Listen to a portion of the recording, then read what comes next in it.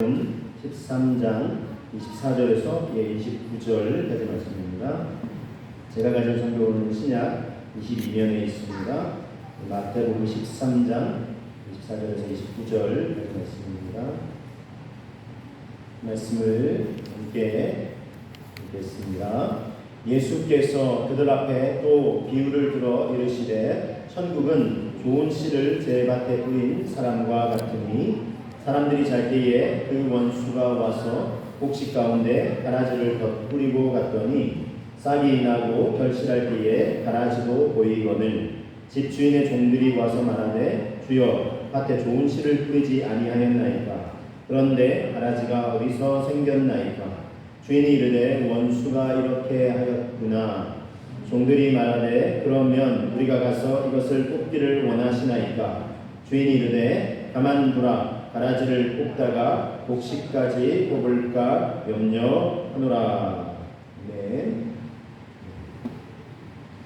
미국에 한 부자가 있었습니다. 유한 사람이 있었는데 이 사람의 이제 취미이기도 하고 자산을 계속 불려나가는 한 방법 중에 고가의 이제 그림들을 경매를 통해서 이렇게 구입을 해서 집에 이렇게 전시도 해놓고 집에 이제 초대한 사람들마다 보여주고 그걸 늘 흡족했어요.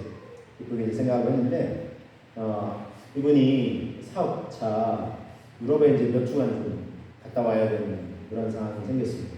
그 이제 아이들 자녀들 방학 기간하고도 이제 같이 맞물리고 해서 가족이 다 같이 이제 가기로 했습니다.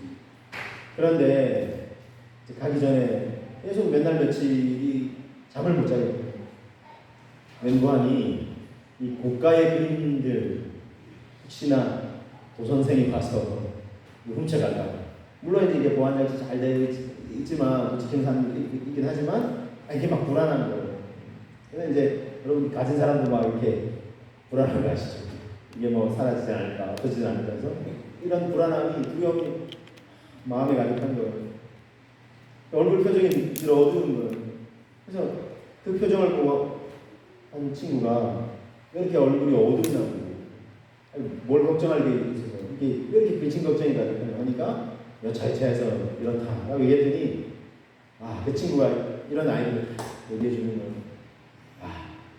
화랑에 가서 아주 싼 그림들을 사와가지고 일부러 밑에 가격표를 했는데 가격표를 가짜로 드리거든요. 그래서 이제 싼 그림을 아주 고가의 그림을 거죠. 원래 이 고가의 그림을 아주 싼 그림인 것처럼 앞으로 붙여놓고 그래도 이제 이렇게 갸우팅하니까 그러면 거기에다가 덧붙여가지고 이 진짜 고가의 그림들을 모조 가짜 그림들을 이렇게 사와가지고 이렇게 다 이제 걸어놓으라고. 그거 좋은 생각이에요. 이렇게 해가지고 그대로 했어요. 그래서 이제 뭐 싼 그림을 갖고 와서 고가의 그림을 그것도 이제 못 믿어와가지고 진짜 이 진품의 그림들을 가짜 그림으로 가져와서 이제 걸어놓은 것입니다. 그리고는 이제 몇 주간 다녀왔어요. 아니나 다를까 도선생이 다녀가셨네요. 그런데 보니까 이 도선생이 어떤 그림을 가져갔을까요? 네, 이제 이게 싼 그림인데 저가의 그림인데 아주 이제 고가의 그림인 것처럼 해놓은 그림하고 또 어떤 그림? 이게 가짜 모조품인데 아주 진짜 고가의 이제 그림인 것 같아요. 그 그림들을 싹 가져가서 여러분, 우리가 살아가는 세상에도 어쩌면 진짜와 가짜가 막 이렇게 뒤섞여 있는 그런 모습을 볼 수 있습니다. 그래서 어느 게 진짜인지 가짜인지 구분하기가 쉽지 않은 우리가 살아가는 이 세상 속에서 무엇이 진짜고 무엇이 가짜인지 구분하기 쉽지 않은 시대를 살아가고 있습니다. 오늘 말씀은 저와 여러분이 어쩌면 잘 알 수 있는 소위 말해서 알곡과 가라지의 비유다. 알곡과 가라지의 비유 많이 들어보시고 신앙생활 좀 하신 분이라면 이렇게 들어보셨을 것입니다. 그래서 진짜 알곡 곡식이 있고 가짜 가라지가 있다. 그래서 이게 예수님이 친히하신 말씀인데 이 알곡과 이 가라지의 비유를 통해서 우리가 이 가짜가 막 난무하는 시대와 세대 가운데 우리가 되새겨야 될 교훈들이 있다는 것입니다. 몇 가지 교훈들을 정리해서 여러분에게 소개해 드리고자 합니다. 먼저 첫 번째는요, 우리 주님은 좋은 씨를 뿌리신다는 것입니다. 자, 말씀을 통해서 확인해 보겠습니다. 마태복음 13장 24절 같이 한번 읽어보시겠습니다. 예수께서 그들 앞에 또 비유를 들어 이르시되 천국은 좋은 씨를 제 밭에 뿌린 사람과 같으니 그랬어요. 자, 천국은 좋은 씨를 제 밭에 뿌린 사람과 같다 그랬죠. 자, 이걸 주님이 이 비유를 설명해 주십니다. 제자들이 설명해 달라고 요청했거든요. 그래서 13장 36절 37절에 보면 예수께서 무리를 떠나서 집에 들어가시니 제자들이 나와 이르되 이 밭의 가라지의 비유를 우리에게 좀 설명해 주세요. 이게 무슨 의미인지 잘 모르겠어요. 이렇게 얘기했어요. 그때 주님이 이렇게 말씀하셨어요. 대답하여 이르시되 좋은 씨를 뿌리는 사람이라 그랬죠. 그 사람 누구냐면 인자다 그랬어요. 인자가 누구예요? 그랬죠. 이거는 이제 뭐 사람의 아들이다 이런 표현인데 이제 예수님 당신을 지칭하는 것입니다. 예수님이 지금 육신의 몸을 입고 오셨잖아요. 그래서 예수님 당신을 지칭하신 다른 여러 표현도 있었지만 인자라는 표현도 종종 사용하셨어요. 그래서 예수님 당신을 지칭하는 겁니다. 즉 예수님께서 씨를 뿌리시는데 좋은 씨를 뿌리신다는 거예요. 그 밭은 세상이고 좋은 씨는 천국의 아들들이다 이렇게 얘기하고, 물론 이제 가라지나 악한 자의 아들들이다. 이제 뒷부분에 좀 더 설명을 드리겠습니다. 자, 좋은 씨를 주님이 직접 뿌리신다는 거예요. 근데 그 좋은 씨는 천국의 자녀들이다라는 것입니다. 즉 우리에게 구원을 베풀어 주시고 구원의 은총을 베풀어 주시고 천국 백성과 자녀가 되게 하신다는 거예요. 그런 씨를, 좋은 씨를 주님은 계속해서 뿌리시고 계신다는 것입니다. 그래서 여러분, 우리가 그렇게 구원받고 천국의 자녀가 되어서 우리 예수님을 주인으로 모시고 살아가는 인생은 행복하지 않을래 행복하지 않을 수가 없습니다. 그 가치를 아는 사람은 이게 진짜 행복인 줄 아는 거죠. 사도 바울이 그전에는 막 다른 것들, 주님의 다른 것들을 아주 귀하게 여겼지만 우리 주 예수 그리스도 생명의 주 예수님 만나고 나서 자기가 소중히 여기고 막 사람들에게 자랑했던 거, 그 모든 것들을 다 뭘로 여긴다 그랬죠? 배설물로 여긴다. 아니 뭐 이게 좀 완곡한 표현이지 뭐 아시잖아요. 똥처럼 여긴다 그랬어요. 이 똥을 어떻게 아까워서 이거 어떻게 버리나 이런 분이 계세요? 물론 뭐 그걸로 뭐 연구하고 이런 분들은 뭐 그럴 수도 있겠지만 우리 보편적인 경우는 그냥 빨리 버려야지, 버려버리잖아요. 내려서 버려버리잖아요. 주님을 만나고 구원받고 하나님의 자녀로 살아가는 게 진짜 행복이라는 것입니다. 그게 정말 가장 귀하고 가치 있는 일이라는 것입니다. 이 행복을 우리가 다시 한번 되새길 수 있어야 하겠습니다. 최근에 우리 그리스도인들 중에 이제 많이 불리는 찬양이 많이 있지만 그 중에 한 가지 소개해드리면 행복이라는 찬양이 있어요. 행복이라는 찬양.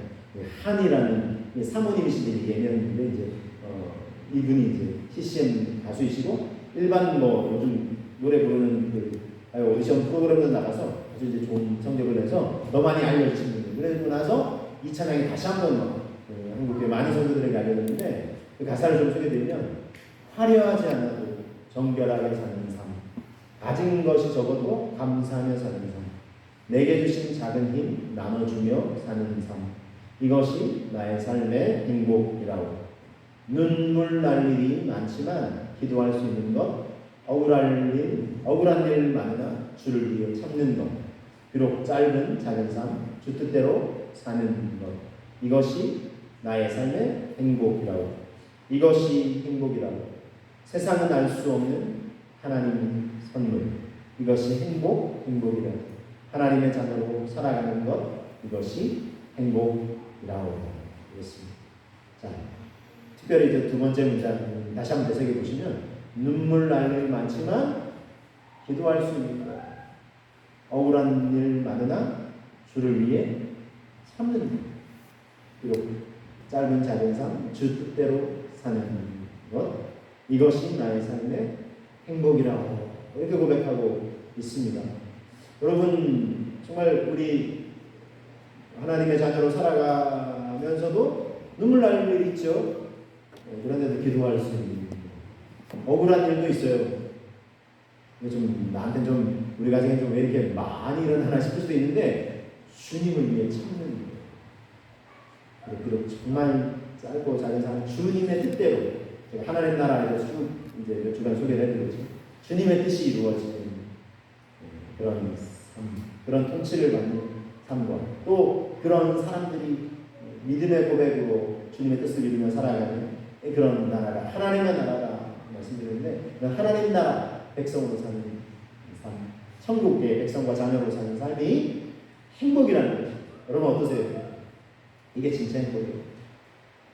근데 뭐 억울한 일이 있다고 막 주를 위해 참기는커녕 내가 그냥 두나봐라 대낮 주겠다.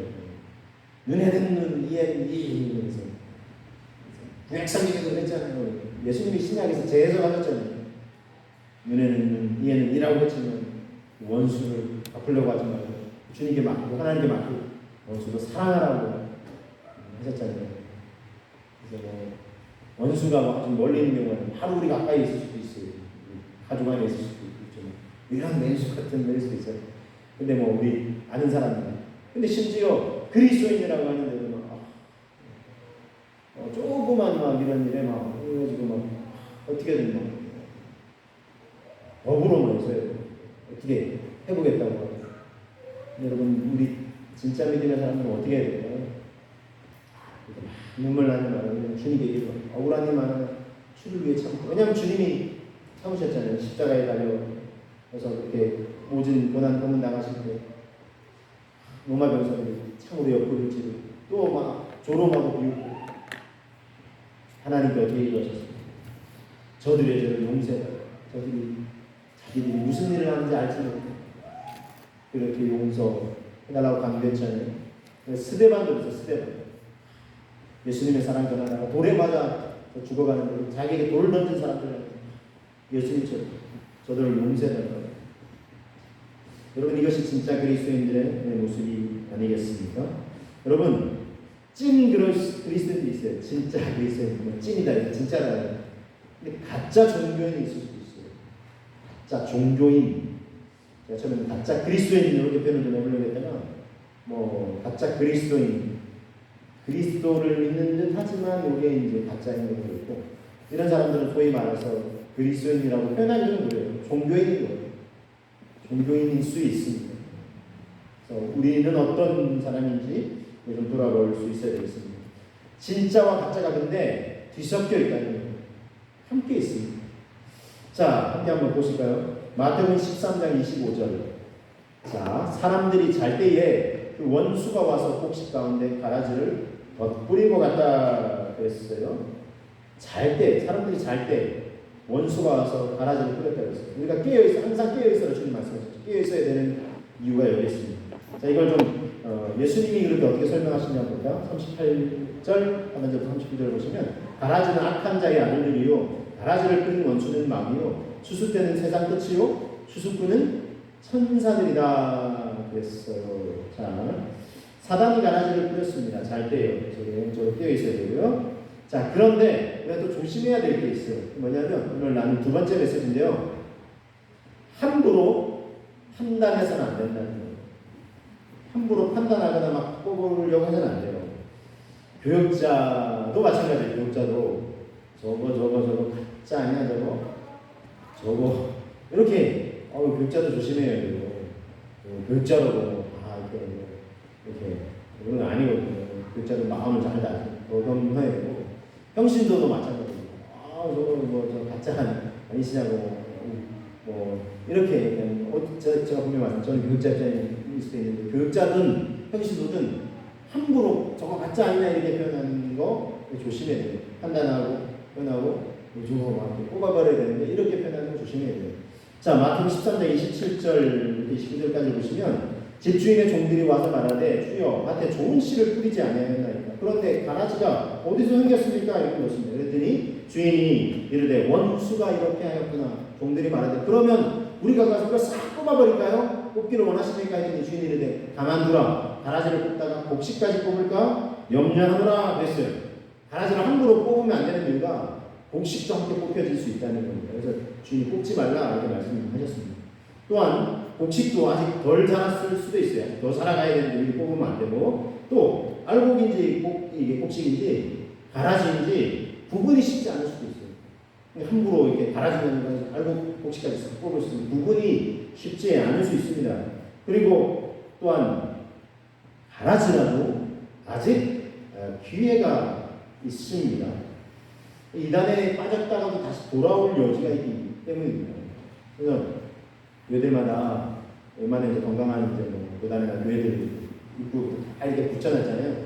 신천지 삐 출입금지 해가지고 그러면 이제 뭐 교회에서 이렇게 치료를 당할 수 있다 이렇게 해서 대부분 그렇게 합니다. 그만큼 피해가 크기 때문에 그래서 이제 이 참 오늘 말씀에는 등장하는 표현이지만 조연 표현들을 막 이단들이 가져가서 써서 막 우리가 좀 이거 써도 되나? 예를 들면 추수라는 표현, 추수꾼이라는 표현 이게 주님이 말씀하신 거거든요. 굉장히 좋은 표현이고 이게 사람들 영혼들을 지금 구원해야 되고 그래서 주님께 올려드려야 된다, 하나님께 올려드려야 된다 이 표현이 이제 추수해서 올려드려야 되고 그 추수꾼은 천사들을 통해서 이런 일을 하신다는 건데 이게 자기들이 가져가가지고 자기들이 써요. 그래서 우리가 추수하자, 우리가 추수꾼이야 해가지고 건강한 교회들 들어가가지고 이게 분란을 일으키고 이렇게 참 교회가 그런 큰 피해를 입으니까 교회들마다 이제 그렇게 할 수밖에 없죠. 출입금지하고 할 수밖에 없지만 저는 이런 목사님이 왔어요. 올 테면 와라. 와 당당하시더라고요. 올 테면 와라. 그리고 진짜 복음의 말씀 들어보라고. 진짜 말씀을 듣고 이게 진짜인지 한번 판단해보라고. 제 그 목사님 아주 강단이죠. 듣고 있고 진짜 말씀을 듣고 물론 뭐 말씀을 전하는 설교자가 나만이 뭐 진짜 보자 이런 의미는 아니시고 어쨌든 하나님의 말씀을 증거하시니까 진짜 한번 판단해보라 이거 뭐가 진짜인지 그리고 당신네들이 있는 게 가짜인지 명확하지만 진짜의 실체인지 돌아봐요. 당당하죠. 어디서 이런 내포와 자신감이 생겨난 걸까요? 근데 여러분 이건 자신감이 아니에요. 자신감의 근거는 뭐죠? 자기를 믿는 그런 마음이잖아요. 근데 이분은 자신감이에요. 그럼 뭐겠어요? 주심감이에요. 주심감. 뭐겠습니까? 주님을 믿는 거예요. 주님. 살아계신 주님을 믿는 거예요. 여러분 하나님은 살아계신 줄로 믿습니다. 믿음이 없이는 기쁘시게 하지 못하네요. 하나님께 나아간다면 반드시 그가 살아계신 분이시고 또한 그가 자기를 찾는 자들에게 상 주시고 은혜 주시고 좋은 것 주시는 분이시고 믿어야 할 줄을 그 주님을 믿으면 살아계신 주님이시니까 우리가 믿는 게 진짜잖아요. 여러분. 우리가 믿는 게 진짜인 줄로 믿습니다. 그래서 우리가 겁낼 게 없는 거예요. 진짜 보통 생명력이 있으면 가짜가 있다고 하면 뭐 겁낼 게 있어요. 다 드러나게 되는 거예요. 진짜 생명력이 드러나게 되어 있는 건 아니겠습니까? 그래서 우리에게 이 주심감이 이 주님이 주시는 이 당당함이 있어야 할 줄로 믿습니다. 여러분 주님도 이단에 빠진 사람도 구원받아야 될 불쌍한 영혼으로 여기신 거예요. 이단에 빠진 사람들이 처음부터 그렇게 물론 이렇게 세뇌되어 가는 사람도 있겠지만 보니까 막 이런저런 상처받고 외롭고 쓸쓸하고 힘든데 이렇게 기존 교회 이런 분들을 좀 안 돌아보면 아니겠죠. 근데 이제 막 자기가 좀 힘들고 서운하고 이럴 때 이단들이 와서 너무 친절을 베풀어주고 하니까 어디 기댈 게 없나 싶었는데 그렇게 이제 기대게 되고 하면서 점점 빠져들어가게 되는 거예요. 그러니까 참 어떤 면에서 보면 안타까움이 있죠. 그렇죠. 그러니까 그 영혼들이 안타깝잖아요. 불쌍히 여기고 주님도 그런 마음을 가지시고 불쌍한 영혼으로 모신다는 거죠. 주님은 그 영혼을 기다리십니다. 그래서 마지막 추수 때까지는 기회가 있어요. 구원받은 기회가 있다는 것입니다. 그래서 뽑지 말고 두라고 하신 것은 마지막에 어차피 다 드러나게 될 것이라고도 하셨고 그리고 그들에게 어쩌면 구원의 기회를 마지막까지 기회를 주시는 것 아니겠습니까? 여러분 마지막 기회를 놓치지 말라는 뜻이 담겨 있는 것입니다. 마지막 기회를 마지막까지 주어진 그 기회를 놓치지 말라는 것입니다. 그때까지 알고기지 가라지인지 함부로 판단하고 출소하고 심판하는 건 우리 몫이 아니라는 거예요. 주님의 몫이라는 거예요. 천국에 가면 놀라게 될 일이 있다는 거예요. 와, 그 집사님 어디 갔지? 그 권사님 어디 갔지? 그 장로님 어디 갔지? 암만 눈을 씻고 찾아봐도 없네. 저분은 신앙생활 좀 오래되셨고, 봉사도 열심히 하시고, 반드시 오실 거라 생각했는데, 아무리 찾아봐도 없어요. 어디 가 있어요? 이게 저 뜨끈뜨끈한 데가 있는 걸 알겠고, 깜짝 놀라요. 또 한 가지는, 저분이 왔네. 야, 지금 교회도 얘네도 왔다 갔다 하고, 봉사도 제대로 안 하고, 절에서 구원받게서 했는데, 저분이 와 계신. 이야, 놀랄 놀자다. 이렇게 두 가지 놀라고 또 한 가지 놀라는 게 있어요. 마지막 세 번째 놀라는 뭘까요? 내가 와 있다니. 내가 안심도 되고 감사하다 하고 놀라는 거예요. 여러분 우리가 판단할 일이 아닙니다. 판단은 주님이 하실 줄로 믿습니다. 주님께 맡기는 거. 우리가 함부로 저 사람 구원 받네 못 받네 저거 알고 있네 가라지네 이게 절대 표현하거나 함부로 판단해서 안 돼요. 주님이 마지막 때에 다 드러나게 하시고 다 이렇게 구원받아야 될 영혼들 알고들은 다 이렇게 구원받고 천국의 자녀들을 삼으실 거니까 우리 전혀 두려워할 일이 아니고 주님께 맡기고 자 주님께 맡겨드려야 되는데 주님의 관심은 어디 있었을까요? 그리고 우리는 어디에 관심을 둬야 될까요? 오늘 이 세 번째 메시지입니다. 좋은 시와 곡식에 관심을 갖지 하는 거예요. 자 29절을 다시 한번 보시면 우리가 좋은 시와 곡식에 관심을 가져야 되는데 자 29절 우리 같이 한번 읽어보겠습니다. 주인이 이르되 가만두라 가라지를 뽑다가 곡식까지 뽑을까 염려하노라 그랬어요. 자 주님이 뭘 생각하고 계세요? 뭘 염려하고 계세요? 곡식에 더 관심을 두고 계세요. 가라지가 아니라 곡식에 지금 더 관심을 두고 계시다는 것입니다. 곡식까지 뽑으면 어떻게 하냐? 뽑지 마. 곡식에 지금 온전히 관심을 갖고 있죠? 그럼 우리도 어디에 관심을 둬야 되겠습니까? 우리도 곡식에 관심을 둬야죠. 근데 자꾸 가라지, 자꾸 뭐가 같이 저거 같이 하냐. 그러면 자꾸 힘들어져요. 그래서 이게 참 이단 연구하고 이런 분들이 또 힘든 게 이런 거예요. 자꾸 연구하다 보니까 어떤 분 진짜 그런 얘기해요. 이건 교리를 잘못했고 이단이고 막 이랬는데 나중에는 자기 마음이 영원히 바뀌었을 거예요. 그래서 우리는 물론 분별력이 필요해요. 분별력 필요하다는 게 이게 진짜 필요하죠. 그러나 기본적인 분별력을 가진 다음에 우리가 더 관심을 둬야 되는 거는 그럼 진짜는 뭐냐? 사실은 진짜는 뭐냐? 자 보세요. 같이 연구를 하는데 가짜가 뭐냐고 자꾸 여기 파는 거하고 진짜가 뭐냐고 진짜를 자꾸 파는 거하고 진짜만 계속해서 파도 가짜를 분별할 수 있게 돼요. 그래서 은행에서 이렇게 돈 집회를 사는 이렇게 이렇게 가끔 보면 TV에서 그런 명인들 막 나오잖아요. 진짜 돈 집회를 은행에서 한 30명 인물하셨거든요. 돈 집회를 그때 기계가 안 사고 기계가 분별하는 게 아니라 사람이 막 분별을 하더라고요. 근데 인터뷰를 하는데 보니까 이걸 어떻게 분별해야 됩니까? 그랬더니 나는 진짜 돈만 계속해서 만진다는 거예요. 진짜 돈만 만진다는 거예요. 그러면 이 감각이 손의 감각이 이 뇌의 감각이 딱 이렇게 분명해진다는 거예요. 그래서 진짜 돈만 만졌기 때문에 딱 만져보면 가짜 돈이 딱 온 것 같지않네 하고 딱 판별이 된다는 거죠. 여러분 우리가 곡식에 더 관심을 가져야 될 줄로 믿습니다. 그래서 진짜 하나님의 말씀과 진짜 이걸 우리가 관심에 두면 가짜도 분별해낼 수 있는 것입니다. 걱정할 필요가 없어요.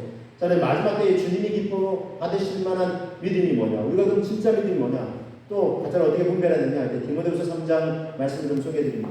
너는 이것을 알라. 말세에 고통하는 때가 일어나 사람들이 자기를 사랑하며 돈을 사랑하며 자랑하며 교만하며 비방하며 부모를 거역하며 감사하지 아니하며 거룩하지 아니하며 무정하며 원통함을 풀지 아니하며 모함하며 절제하지 못하며 사나우며 선한 것을 좋아하지 아니하며 배신하며 조급하며 자만하며 쾌락을 사랑하기를 하나님 사랑하는 것보다 더하며 그리고 마지막 5절 경건의 모양은 있으나 경건의 능력은 부인하니 이 같은 자들에 의해서 네가 돌아서라 했어요. 자기를 사랑하고 쾌락을 사랑하고 세상을 하나님보다 더 사랑하고 푹 빠져있는 모습이 진짜에서 이제 가짜로 때로는 변질되어 가기도 하고 가짜의 모습으로 살아가는 거, 종교대로 살아가는 거. 결정적으로 경건의 모양은 있으나 경건의 능력은 부인한다 했어요. 이 같은 자들에게서 돌아서라. 바울이 이게 단호하게 얘기했어요. 근데 여러분 경건의 모양이 있다고 했죠. 여기서 하나 더 나가면 어떤 얘기가죠?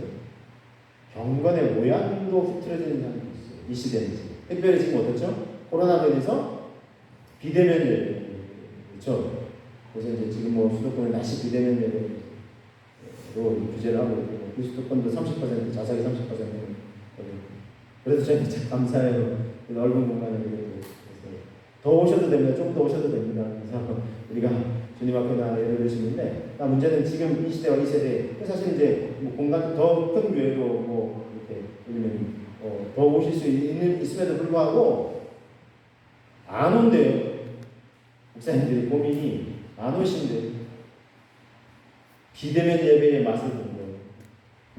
집에서 딱 TV 켜놓고 막 시원하기도 하고 옷도 그냥 좀 편한 옷장 입어도 되고 자자들고 딱 이렇게 이게 앉은 건지 이제 앉은 건지 누운 건지 그때 편하잖아요. 그렇죠. 목마르면 또 음료수 앉아서 마시는 거 너무 편한 거예요. 그러니까 어때요? 대면 예배 드리게 된 상황에도 안 온다는 거예요. 예전에만큼 회복이 안 된다는 거예요. 특별히 젊은 세대들은 이제 편한 맛을 딱 본 거예요. 경건의 모양마저 이렇게 성실해져가는 이 시대와 세대의 모습을 볼 수 있어요. 참 안타깝지 않을 수가 없습니다, 여러분. 지금 이 시대는요, 이 예배와 믿음의 시험대에 올라와 있어요. 좀 그런 생각이 들어요. 그래서 막 한국교회 내에도 막 이 비대면 예배 막 한국교회가 정말 막 이렇게 어떻게 막 이렇게 항거하고 해야 되냐. 물론 그런 면도 필요해요. 왜냐하면 우리도 이제 인재화해서 밝혀지지만 좀 안타까운 모습이 있잖아요. 조금 어떤 면에서는 막 이렇게 좀 책임지는 사람들이 어른 아니에요, 그렇죠? 좀 어떤 위치에 있는 사람들은 내가 잘못했어야 되는 거잖아요. 근데 뭐 나 잘못은 막 1 정도밖에 안 되고 다 당신들 잘못이니까 하면서 막 이런 하는 분위기도 있으니까 좀 안타까움이 있어요. 그래서 이제 막 타겟이 되는 사람들 또 그러면 우리 속이에요. 그래서 우리 교회나 그리스도인들이 좀 사실은 누구보다 더 카페 식당에서 방명록 작성하고 다 방명록 작성하고 그러니까 막 딱 진짜 나오면 당신 교회 갔다 왔지 교회 발이라고 다 때려버리고 이렇게 하는 게 사실 어려운 거죠. 그런 문화가 좀 바뀌었으면 좋겠어요. 어떻게? 자, 그런데 우리 교회 내에도 이게 비대면 예배 뭐 드릴 수 있느냐 없느냐 하면서 막 논쟁이 일어났어요. 근데 여러분 지금은 이걸 지금 어떻게 뭐 논쟁에서 할 수 있는 문제가 아니에요. 그리고 코로나 상황도 좀 우리가 생각하는 것보다 훨씬 길어지고 있잖아요. 그렇죠? 그리고 다시 좀 우리나라도 좀 안심했다가 얼마나 막 7월 초되면 6월 말만 해도 그렇죠. 좋아질 거고 다 이제 단계도 더 뭐 이렇게 하향하고 이러면서 다 그런데 그 기대가 완전히 지금 무너지고 있어요. 그리고 지금 상황이 반대로 전개되고 어떻게 할 수 있는 상황이 아니라 어쩌면 코로나와 조금 더 장기간 동행해야 될 수도 있다. 그래서 그 상황을 대비해야 될 수도 있다. 생각을 좀 해야 되는 상황인데 우리는 어떤 자세로 나가야 될까요? 저는 나름 기도하다가 고민하다가 어쩌면 우리가 지금 이 어려운 때를 보내고 있는데 예배와 믿음의 시험대가 아닌가 생각이 들었어요. 그러면서 저는 이런 감동이 좀 밀려왔어요. 예배의 회복, 일상의 회복을 원하고 바라고 기도합니다. 이런 좀 이 문구를 가지고 우리가 함께 좀 기도해야 되지 않을까. 그리스도 예배 회복, 일상의 회복을 원하고 바라고 기도합니다. 자, 그래서 여러분 이 슬로건을 가지고 지역사회 목사님들도 함께 마음을 품은 분들하고 지금 하나님이 또 이상하게 만나게 해주세요. 교제권을 넓혀주시고 그래서 같이 이런 운동을 좀 펼치려고 합니다. 그래서 조금만 더 기다려주세요. 조금만 더 기다리면 구체적인 안들이 나오면 함께 이 운동을 펼쳐갈 것입니다. 그래서 예배 회복, 일상 회복을 원하고 바라고 기도합니다. 함께 기도해야 하고 물론 지혜롭게 할 겁니다. 방역 지침도 준수하고 뜻을 모아서 함께 우리가 기도하기 힘써야 돼요. 그리스도인들이 그냥 무기력하게만 있는 것이 아니라 예배 드릴 수 있다면 믿음이라도 함께 예배하면서 또 소수라도 모임에 모여서 또 기도하면서 하나님 도와달라고 모임에 나가야 될 것입니다. 근데 여러분 예배 회복과 일상 회복은 어떻게 일어날까요? 언제 어떤 때 일어나게 될까요? 이 문장을 딱 보면 코로나가 딱 잠잠해지면 그때서야 이 예배 회복, 일상 회복이 가능하지 않겠습니까? 저도 한때는 그렇게 생각했어요. 그런데 여러분 어쩌면 그게 아니다 라는 생각입니다. 무슨 말씀인고 하니 코로나와 상관없이 어쩌면 이 코로나 한가운데서 우리는 하나님 앞에 예배하는 예배자로서 세워지게 힘써야 돼요. 또 우리의 일상도 꼭 코로나가 다 사라지고 그래서 옛날에 그 살아가는 일상을 회복하자가 아니라 어쩌면 코로나와 동행하면서 일상의 삶을 살아가는 그런 모습으로 우리가 새로운 우리의 삶의 패턴을 훈련할 수 있어야 한다는 것입니다. 자, 좀 더 설명드리면 바울과 신라 그리고 다윗 그리고 요셉의 공통점이 있습니다. 뭘까요? 자, 설명을 좀 드릴게요. 자, 제가 최근에 발간된 제 책에서도 소개하고 있듯이 요셉이 형들에 의해서 죽을 뻔을 했죠. 그리고는 이제 아버지 사랑받다가 애굽에 이제 팔려가게 됐습니다. 근데 이제 종살이 눈물을 먹었고 막 눈물이 뚝뚝 떨어지는데 그걸로는 이제 마닥을 닦고 그래서 인정을 받아서 주인 보디발이 애굽의 이제 친위대장이었잖아요. 왕을 섬기는 경호대장이었잖아요. 그걸 인정해서 가장제 모든 걸 다 총괄하게 했어요. 근데 인정을 받았죠. 인정을 받았는데 이제 주인의 아내가 자신을 유혹하게 뿌리쳤는데 오히려 누명을 뒤집어 쓰고 감옥에 내려졌잖아요. 그렇죠? 자, 감옥에 얼마나 억울하겠습니까? 그렇죠? 자기가 잘못한 게 아닌데. 자, 그런데 그런 상황에서 성경은 뭐라고 표현하고 있나요? 요셉이 억울한 상황에 처했더라. 아니죠. 뭐라고 말씀하고 있나요? 요셉이 형통을 했더라. 지금 말도 안 되는 거 아니에요. 지금 억울하게 종살이 할 때도 창세기 39장에 소개하거든요. 형통하더라. 그의 범사에 형통하게 하셨더라 하면서. 근데 이제 그런 종살이 하면서 그래도 주인의 인정을 받을 때쯤 됐으니까 그래도 그렇게 표현할 수 있겠구나 싶은데 억울한 유명 쓰고 감옥에 내던졌는데도 형통하더라. 이게 말이 되냐고요. 근데 여러분 말이 됩니다. 왜냐하면 성경의 말씀입니다. 성경이 말씀하시는 형통은 우리의 생각하는 개념하고 달라요. 아무런 어려움도 없고 그냥 평탄하게 형통해요. 어렵고 힘들고 심지어 억울한 상황에도 했지만 하나님이 함께 하시는 게 형통이고요. 하나님이 도와주심을 보게 되는 게 형통이고 또 내 주변에 있는 요셉의 주변에 있는 모든 사람들이 함께 그 복과 은혜를 누리게 됐어요. 이게 형통이에요. 성경적인 형통을 요셉은 누리는 것입니다. 저와 여러분들도 이런 형통을 누리시기를 주님의 이름으로 축복합니다. 내가 말한 대로 고속도로 펼쳐지는 게 꼭지만 펼쳐지는 게 형통이 아니에요. 자, 어쨌든 요셉은 그러니까 감옥 속에서도 하나님을 원망불평했던 것이 아니라 찬송해요. 물론 처음에는 하나님 왜 내게 이런 일이 일어납니까? 물론 성경에 있는 거 없지만 이집트 왕자 2 애니메이션 보면은 그 상상력을 이게 살을 붙여서 보면 그런 왜냐면 사람인지라 그런 생각이 왜 안 들었어요? 하나님 어떻게 내 거야? 하나님 위해서 내가 하나님 주신 꿈 품고 막 근데 나 지금 이게 뭐냐고 내가 잘못했냐고 내가 지금 억울한 상황인데 하지 않았겠어요? 근데 그렇게 처음에는 막 하나님 앞에 쏟아놓지만 하나님 이게 왜 내게 일어나느냐 했지만 그 감옥 바닥에서 틈새에서 작은 싹 하나 나가는 거 그거를 바라보면서 하나님의 뜻이 있겠다 하면서 그때부터 감사 찬송을 나보다 더 지혜로운 분이시잖아요 하면서 당신은 나보다 더 지혜로운 분이시죠. 이 영어 원어로 애니메이션 영어인데 You know better than I 이렇게 하면서 찬양해요. 이제 당신은 나보다 더 지혜롭습니다 하면서 나는 당신의 지혜를 신뢰하겠습니다. 나는 지금 감옥 속에서 이게 왜 일어나는지 모르지만 하나님은 당신이 큰 계획이 있는 줄 믿습니다 하면서 찬양해요. 당신이 내 삶을 맡겨드립니다. 우리 두 분 찬양을 잘하시니까 한번 이 찬양을 이게 말씀에 잘 맞으면 한번 우리나라 말로 번역한 찬양이 있어요. 당신은 나보다 지혜로우시니까. 자, 요셉을 설명드렸습니다. 다윗은 어땠어요? 깊은 물 속에서 어떻게 했죠? 사울 왕에게 충성했는데 자기가 사울 왕이 자기 시계에서 침대에서 죽으려고 그래요. 깊은 물 속에서 갇혀서 어떻게 해요? 하나님 어떻게 할 수 있어요? 나한테 원망했을 거예요. 그 시편을 보면은 원망조가 담기는 막 그런 고백도 있거든요. 그렇지만 처음에는 쏟아놓다가 원망을 나중에는 하나님 제 마음을 좀 다스려주세요 한 다음에 하나님 감사해요. 제게 주신 약속이 있지 않았죠. 그게 이루어지면 제가 주님을 찬양하고 높여드리겠습니다. 하나님의 내 마음이 확정되었으니 내가 노래하고 찬송하리 비파야 수금아 깰자다 내가 새벽을 깨우리로다. 여기 시편 57편에 있거든요. 다윗이 물속에 갇혀있을 때 이 고백 드린 거예요. 물속에서.